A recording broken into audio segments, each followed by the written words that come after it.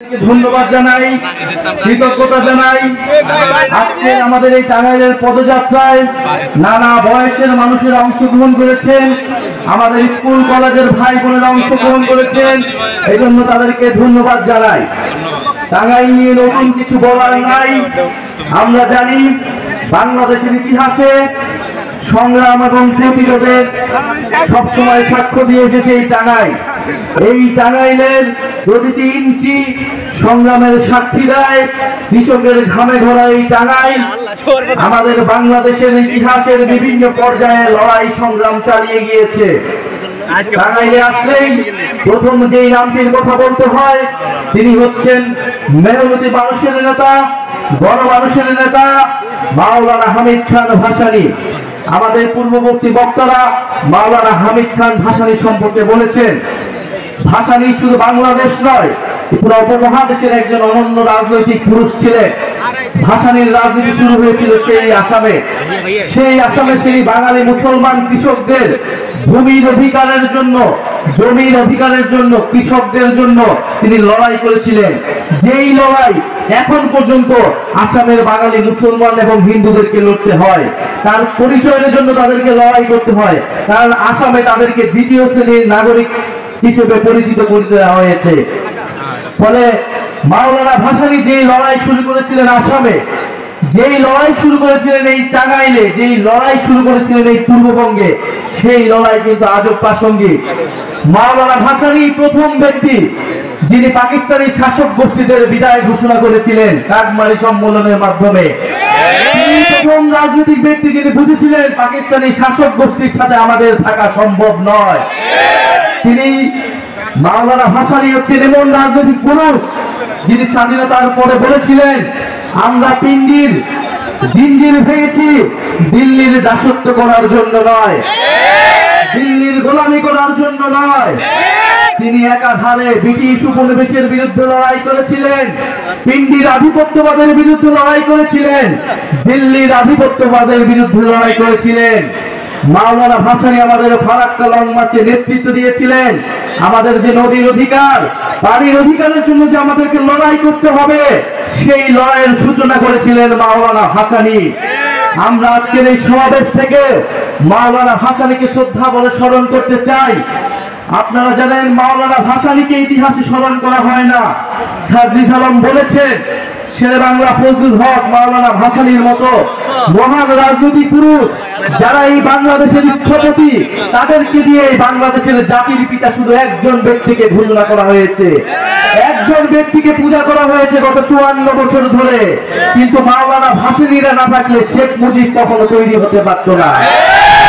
যেই 69-এর গণ অভ্যুত্থানের মধ্যে আওয়ামী লীগ নেতৃত্ব দিয়েছে, সেই 69-এর গণ অভ্যুত্থানের অন্যতম কারিগর ছিলেন, নেপথ্যের পুরুষ ছিলেন মাওলানা ভাসানী। মাওলানা ভাসানী কৃষকদের জন্য লড়াই করেছিলেন, শ্রমিকদের জন্য লড়াই করেছিলেন, গণমানুষের লড়াই করেছিলেন। আমরা মাওলানা ভাসানীর সেই আদর্শকে ধারণ করে জাতীয় নাগরিক পার্টি বাংলাদেশকে এগিয়ে নিয়ে যেতে চাই। মাওলানা ভাসানী শুধু রাজনীতিবিদ ছিলেন না, তিনি ছিলেন একজন রাজনৈতিক দার্শনিক। তিনি রূপহুইয়তের কথা বলেছিলেন, দায়িত্বের রাজনীতির কথা বলেছিলেন, যে আমাদেরকে দায়িত্ব নিতে হবে, আমাদের প্রাণ প্রকৃতির সমাজ এবং আমাদের আশেপাশের মানুষের দায়িত্ব নিতে হবে। সেই দায়িত্ব এবং দরদের ভিত্তিতে নতুন সমাজ, নতুন দেশ গড়তে হবে। সেই নতুন বাংলাদেশের কথাই জাতীয় নাগরিক পার্টি বলে যাচ্ছে। প্রিয় সংগ্রামী বন্ধুগণ, আমরা মাওলানা ভাসানীকে বাংলাদেশের অন্যতম স্থপতি, বাংলাদেশের অন্যতম ফাউন্ডিং ফাদার্স মনে করি। বাংলাদেশের কোন একজন জাতির পিতা নয়, বাংলাদেশে অনেকজন জাতির পিতা রয়েছে, তার মধ্যে অন্যতম রয়েছে মাওলানা ভাসানী। সংগ্রামী বন্ধুগণ, আমরা গতকাল এসে মাওলানা ভাসানীর কবর জিয়ারত করেছি এবং মাওলানা ভাসানীর সেই দরবার হলে আমরা বসেছি কৃষকদের সাথে, আমরা বসেছি তাঁতি শিল্পীদের সাথে।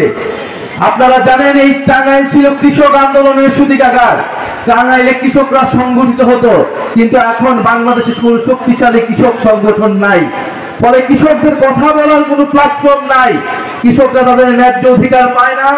বীজ, সার এগুলোর দাম বেড়েছে, সরকারের থেকে ভর্তুকি পাওয়া যায় না, এবং কৃষকরা যখন বিক্রি করতে যায় তখন মধ্যস্বত্বভোগীদের কারণে তারা সেই ন্যায্য মূল্য পায় না। আমরা এমন একটা বাংলাদেশ চাই যেখানে কৃষকদের ন্যায্য অধিকারটা আমরা আদায় করতে পারবো। সার্জিস আলম তাঁত শিল্পের কথা বলেছেন। এই টাঙ্গাইলের শাড়ি, যেই শাড়ি জামদানির মতো বিখ্যাত, মসলিনের মতো বিখ্যাত, সেই টাঙ্গাইলি শাড়ির জিআই প্রোডাক্ট নিয়েছে ভারতের পশ্চিমবঙ্গ। টাঙ্গাইল শাড়ি নামে কিভাবে ভারতে জিআই প্রোডাক্ট নিতে পারে, এই প্রতিবাদ আমরা তখনও জানিয়েছিলাম। মাত্র 2-3 বছর আগে এই ঘটনা ঘটেছে।